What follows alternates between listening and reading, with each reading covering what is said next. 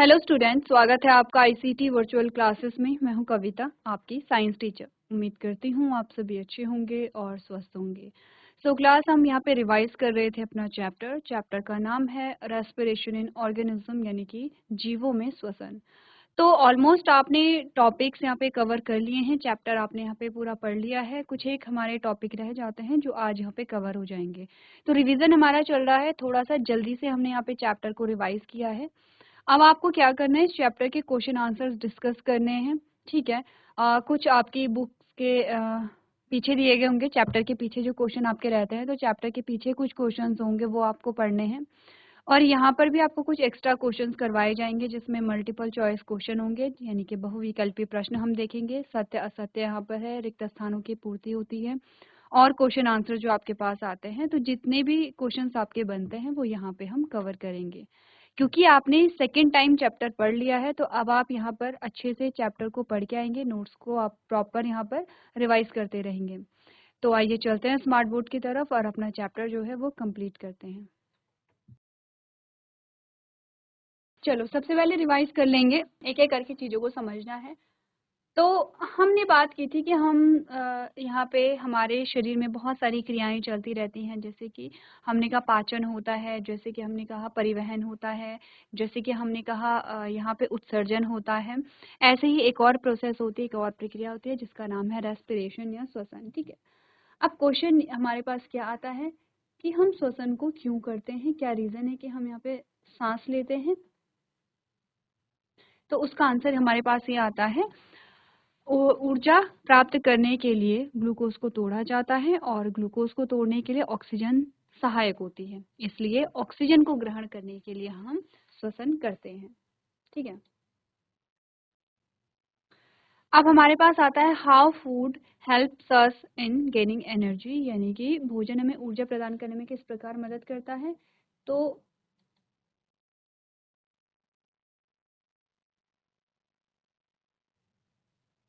हमने बात की थी यहाँ पर कि जो ग्लूकोज है उसको तोड़ा जाता है ऑक्सीजन के द्वारा, और तब जाकर के हमें यहाँ पे क्या मिलती है, ऊर्जा मिलती है।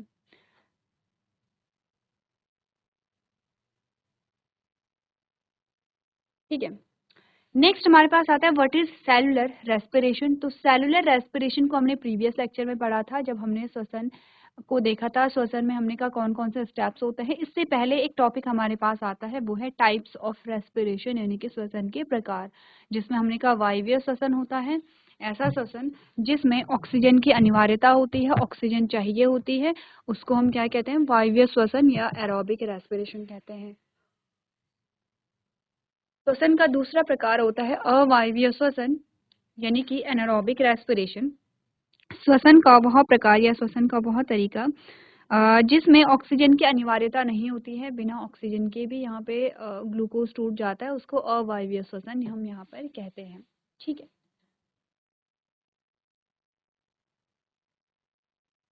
ये हमारे पास दोनों का डिफरेंस आता है, वायवीय और अवायवीय श्वसन का जो अंतर है वो हमने देखा था, इम्पोर्टेंट है, आपसे पूछा जाता है। एनारोब्स क्या होते हैं, जिनमें एनारोबिक रेस्पिरेशन होता है, जिनमें अवायवीय श्वसन होता है, उनको हम एनारोब्स यहाँ पर कहते हैं।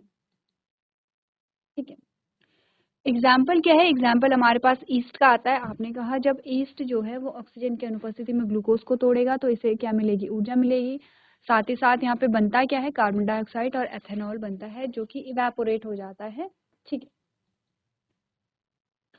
अब आपने कहा ह्यूमंस में, मनुष्यों में एनारोबिक रेस्पिरेशन पाया जाता है, किन कंडीशंस में पाया जाता है वो हमने देखा था। जब हम बहुत अधिक सडनली या बहुत ज़्यादा एक्सरसाइज करते हैं तो आप देखते हैं कि यहाँ पे एनारोबिक रेस्पिरेशन हमारी बॉडी में होता है, लेकिन साथ साथ में एरोबिक यानी कि वायवीय श्वसन भी चलता रहता है। अब इन दोनों में डिफरेंस को हमने कैसे समझा था, इनके उत्पाद से। जब वायवीय श्वसन होता है तो आपने कहा कि अधिक मात्रा में ऊर्जा निकलती है, कार्बन डाइऑक्साइड और वाटर का फॉर्मेशन होता है। और अगर अवायवीय श्वसन होता है तो इसमें हमने कहा ऊर्जा बनती है लेकिन कम मात्रा में बनती है, और साथ ही साथ लैक्टिक एसिड का फॉर्मेशन होता है। चलो, अब लैक्टिक एसिड जो है वो हमारी मसल्स में एक्यूमुलेट हो जाता है, जमा हो जाता है, जिससे कि हमें पेन होता है, दर्द हमें महसूस होता है।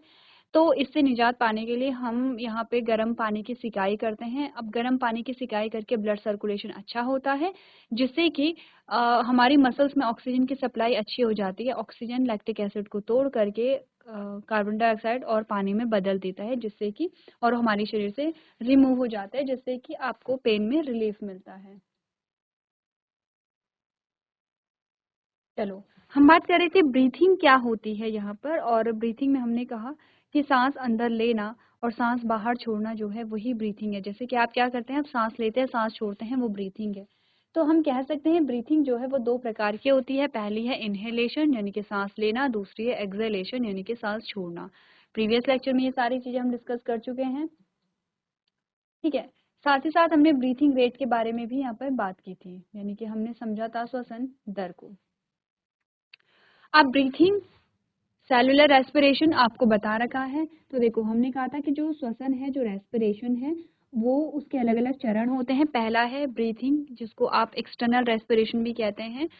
जब यहाँ पे हमने कहा कि एक्सचेंज ऑफ गैसेस जो है वो किस किस के बीच में हो रहा है, आपके जो नासा द्वार है और बाहरी वातावरण में, यानी कि वायु जो है आपके नासा द्वार से अंदर जा रही है ऑक्सीजन, और कार्बन डाइऑक्साइड जो है आपके नासा द्वार से बाहर आपके वातावरण में रिलीज हो रही है। तो इसको हम ब्रीथिंग कहते हैं। जो इनहेलेशन और एक्सहेलेशन दो इसमें क्या होते हैं, स्टेप्स होते हैं।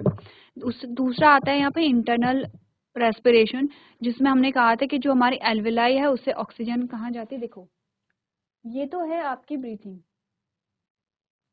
ये जो यहाँ पर इस बच्चे को आपको दिखाया गया है, जिसमें आपको बोला गया कि ऑक्सीजन अंदर जा रही है यानी कि सांस अंदर ली जा रही है, कार्बन डाइऑक्साइड बाहर निकल रही है यानी कि सांस छोड़ी जा रही है, इसको कहते हैं ब्रीथिंग।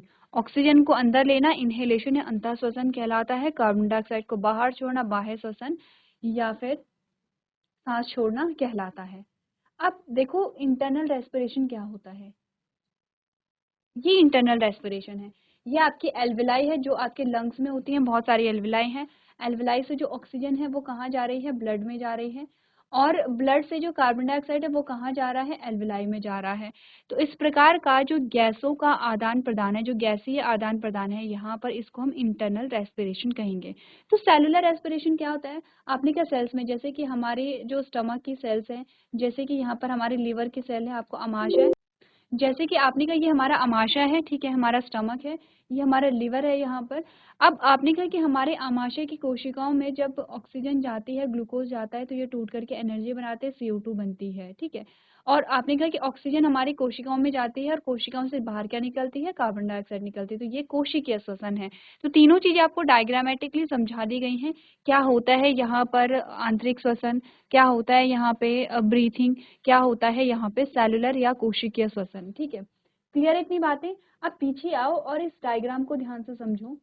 यहाँ पे इस डायग्राम को ध्यान से समझो और बताओ कि रेस्पिरेशन में कोई चीज जहाँ पर आपको कंफ्यूजन है तो आप पूछ सकते हैं। कोई ऐसा टॉपिक जो आपको ठीक से समझ में नहीं आया है उसे हम फिर से रिवाइज यहाँ पर करेंगे, या कोई क्वेश्चन है आपका तो आप यहाँ पे कर सकते हैं। अगर सारी चीज़ें क्लियर हैं तो हम आगे बढ़ेंगे और क्वेश्चन आंसर्स को डिस्कस करेंगे। एक बार आप लोग सारे जो नोट्स हैं उन्हें एक एक करके देखो, टॉपिक्स को देखो, और उसके बाद हम यहाँ पे क्वेश्चन आंसर्स करेंगे, जिसके लिए आपको क्या करना है, फिर अपनी कॉपी बंद करनी है और बिना देखे आपको उनके आंसर सॉल्व करने हैं।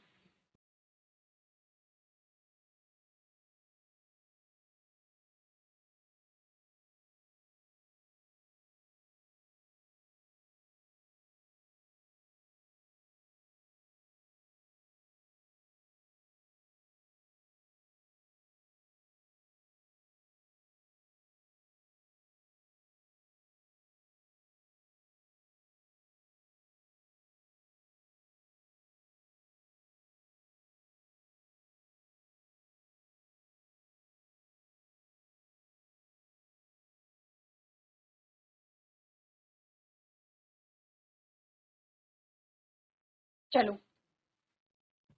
आपने रिवाइज कर लिया है, आगे बढ़ेंगे और क्वेश्चन आंसर स्टार्ट करेंगे। यहाँ पे कुछ क्वेश्चन हमने किए हैं, जैसे कि ऑक्सीजन का महत्व क्या होता है, जैसे कि रक्त के क्या कार्य होते हैं, धमनी और शिरा में क्या अंतर होता है, कार्बन डाइऑक्साइड का निर्माण कैसे होता है, और धूम्रपान करने से एल्विलाई पर क्या असर यहाँ पे पड़ता है।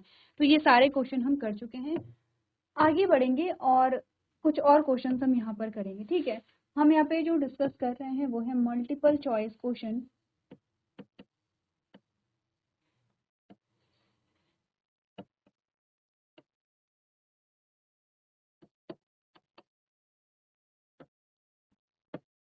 ठीक है,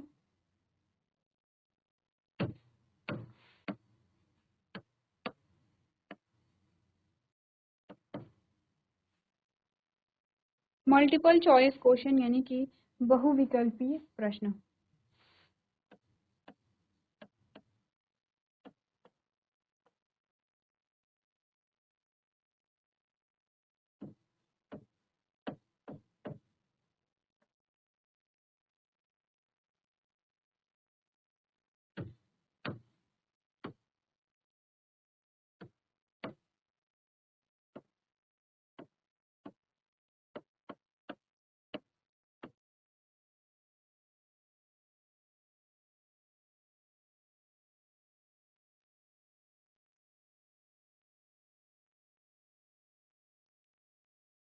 चलो, तो पहला क्वेश्चन है,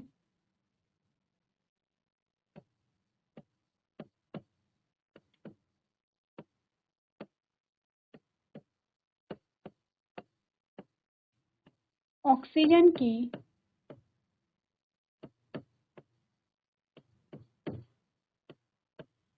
उपस्थिति में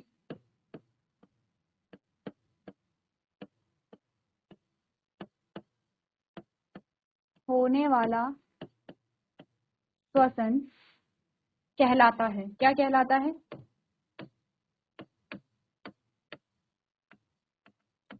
ऑप्शंस आपको दिए जाएंगे और आप ऑप्शन के अकॉर्डिंग अपना आंसर यहाँ पे चूज करेंगे। लेकिन पहले बिना ऑप्शन के बताइए कि ऑक्सीजन की उपस्थिति में अगर श्वसन हो रहा है तो इस प्रकार के श्वसन को हम क्या कहेंगे, बताओ। अच्छा, ऑक्सीजन की उपस्थिति में होने वाले श्वसन का मतलब समझते हैं कि ऑक्सीजन की उपस्थिति में ग्लूकोज टूट रहा है।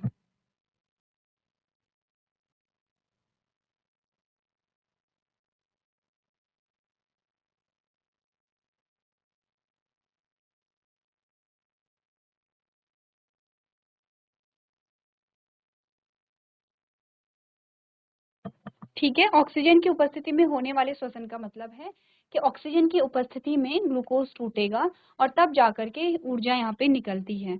तो आपने नोट कर लिया होगा। ऑप्शंस जो आपके आते हैं उनको देखो। पहला ऑप्शन कहता है कि इसको हम कहते हैं प्रकाश संश्लेषण।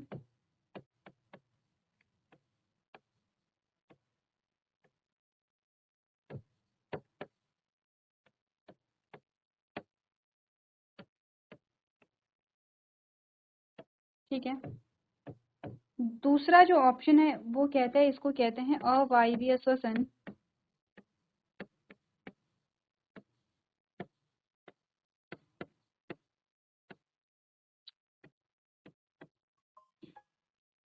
तीसरा जो ऑप्शन है वो कहता है, इसको हम कहते हैं वायवीय श्वसन।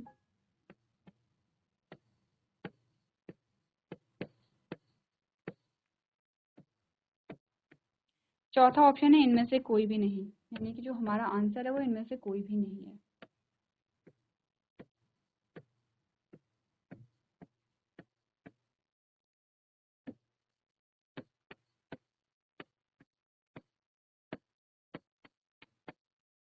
इनमें से कोई नहीं। अब बताओ ऑप्शंस क्या क्या हमारे पास आते हैं। ऑक्सीजन की उपस्थिति में होने वाला श्वसन क्या कहलाता है? क्या वो प्रकाश संश्लेषण कहलाता है, क्या वो अवायवीय श्वसन कहलाता है, या वायवीय श्वसन कहलाता है, या इनमें से वो शब्द कोई भी नहीं है जो कि हम यहाँ पे ऑक्सीजन की उपस्थिति में होने वाले श्वसन के लिए प्रयोग में लाते हैं। पढ़ो, एक बार अच्छे से पढ़ो और अपना आंसर यहाँ पे चूज करो।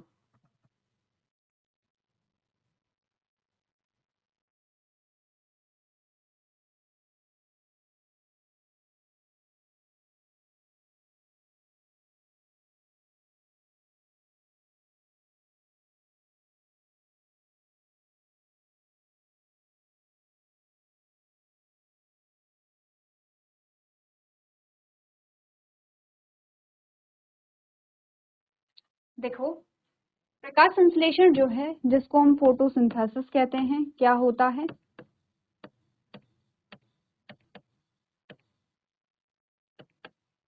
ठीक है, नेक्स्ट हमारे पास आता है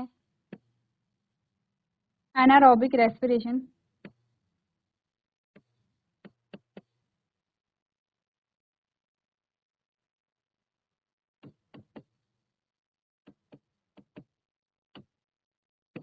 नेक्स्ट आता है एरोबिक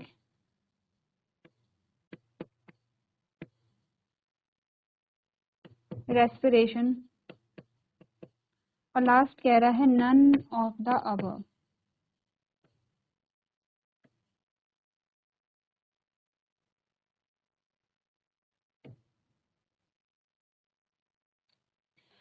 सबसे पहले बात करो ऑप्शन नंबर 1 की, फोटोसिंथेसिस। कहाँ पढ़ा था आपने फोटोसिंथेसिस? अगर हम इस शब्द का मतलब समझें तो फोटो का मतलब होता है प्रकाश या लाइट या प्रकाश, ठीक है। और जो सिंथेसिस शब्द है इसका मतलब होता है फॉर्मेशन यानी कि निर्माण, ठीक है। तो देखो ये कुछ कह रहा है कि प्रकाश के उपस्थिति में किसी चीज का निर्माण हो रहा है। तो हम बात कर रहे हैं किसके बारे में कि प्रकाश की उपस्थिति में जो निर्माण होता है किसका, फूड का या ग्लूकोज का। किसमें, प्लांट्स में। किसमें बात हो रही है यहाँ पे, प्लांट्स की बात हो रही है। कि पादपों में जब सूर्य के प्रकाश की उपस्थिति में क्या बनता है, भोजन यानी कि ग्लूकोज का निर्माण होता है, तो उसको हम प्रकाश संश्लेषण कहते हैं। एक डायग्राम हमारे पास आता है जिससे कि हम यहाँ पे प्रकाश संश्लेषण को समझाते हैं।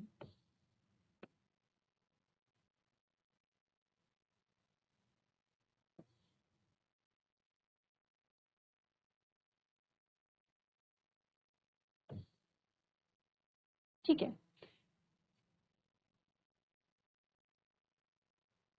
हमने कहा ये है सूर्य, यह सन है,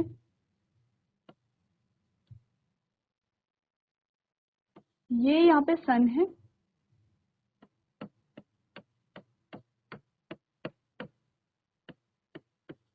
सनरेज कहाँ आती हैं, पत्ती में आती हैं।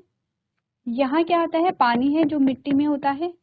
पानी मिट्टी से कहाँ जाता है, जड़, जड़ से कहाँ जाता है, पत्ती, जड़ से कहाँ जाता है, तने में, और तने से कहाँ जाता है, पत्ती में जाता है। दूसरी चीज, एक और चीज जो हमने डिस्कस की थी वो ये थी कि यहाँ पे पत्ती में कुछ ऐसे स्ट्रक्चर होते हैं जिनको हम क्या कहते हैं, स्टोमेटा कहते हैं। अब इन स्टोमेटा के द्वारा जो बाहर की एक वायु है जिसका नाम कार्बन डाइऑक्साइड है वो यहाँ जाता है। इसके अलावा आपने कहा पत्ती में एक चीज होती है, क्या, एक कलर होता है, एक पिगमेंट होता है, और इस पिगमेंट का नाम क्या है, यहाँ पे क्लोरोफिल है। आपने कहा पत्ती में जो कलर दिखाई देता है आपको, हरा रंग, वो हरा रंग जो दिखाई देता है वो क्लोरोफिल की वजह से ही दिखाई देता है। अगर किसी पौधे का, जैसे कोई बहुत छोटी छोटी घास होती है तो उसके जो तने होते हैं वो आपको हरे रंग के दिखाई देते हैं। तो वो हरे रंग के क्यों दिखाई देते हैं, क्योंकि उनमें क्या पाया जाता है, क्लोरोफिल पाया जाता है।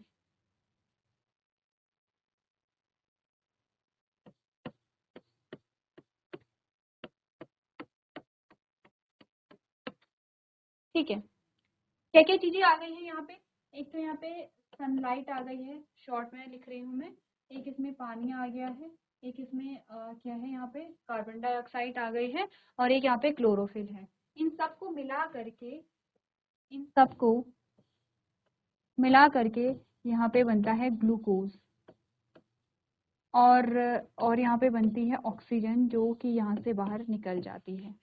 ये जो डायग्राम आपको दिख रहा है ये बताता है फोटोसिंथेसिस को, ठीक है। ये किसको बताएगा, यहाँ पे फोटोसिंथेसिस को बताएगा।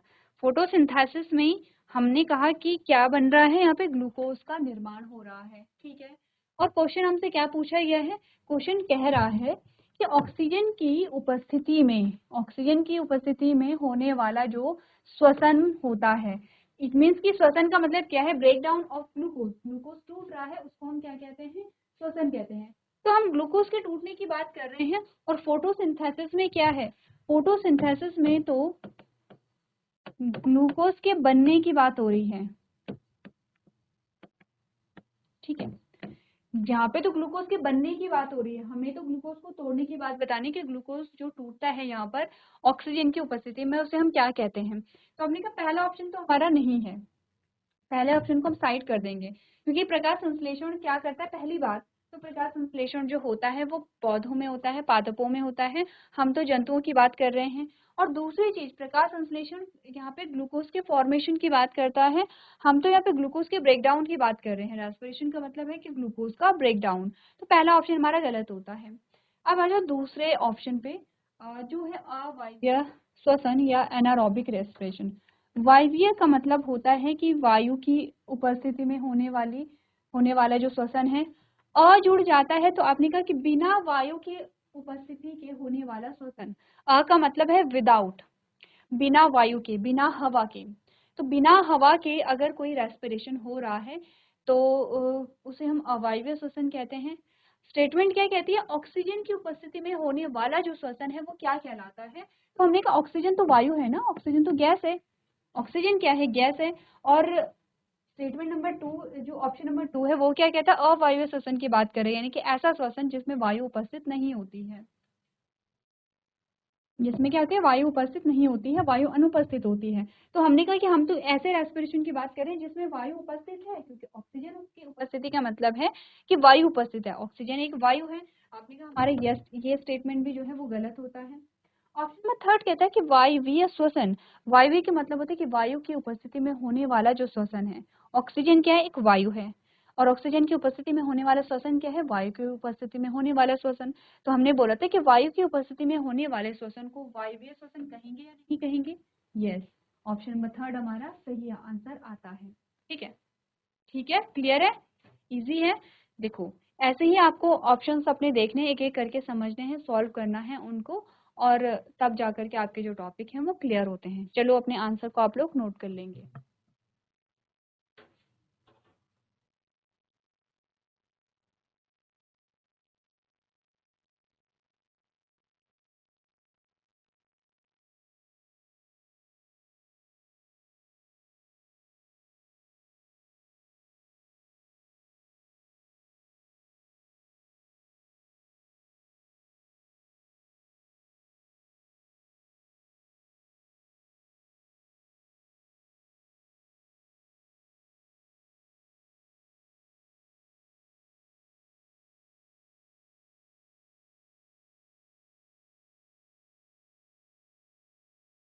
चलो आगे बढ़ते हैं और अगला प्रश्न देखो। अगला जो प्रश्न आपसे पूछा गया है वो है,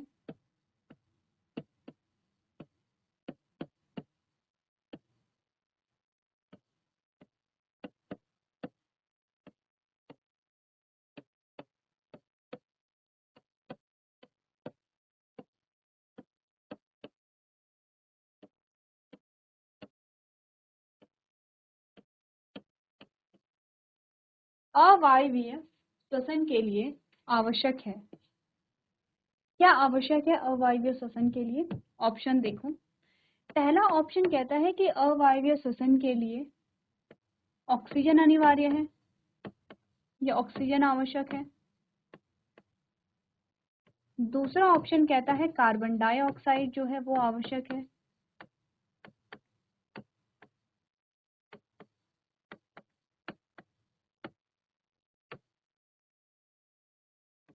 तीसरा ऑप्शन कहता है कि लैक्टिक एसिड जो है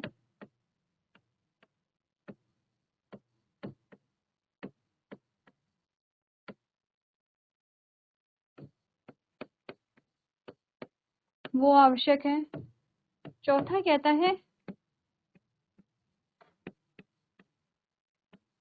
ग्लूकोज आवश्यक है।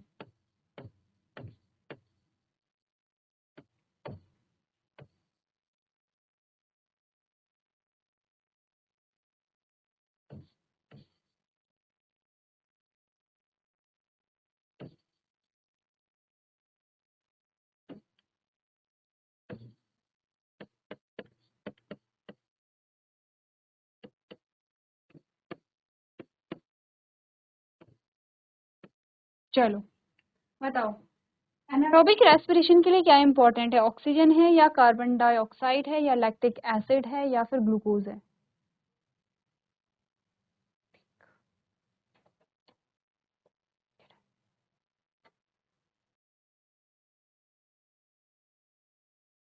चलिए, सो क्लास अब हमने क्वेश्चन आंसर्स यहाँ पे स्टार्ट किए हैं, जो कि आपका एक क्वेश्चन होमवर्क के लिए है, वो आप लोग कंप्लीट करके लेके आएंगे, जिसमें आपको बताना है कि अवायवीय श्वसन के लिए क्या आवश्यक है। ऐसे ही और भी क्वेश्चंस आप लोग प्रैक्टिस करके लेके आएंगे। तो आज के सेशन में हम इतना ही करेंगे। अभी तक क्लास में बने रहने के लिए आपका धन्यवाद।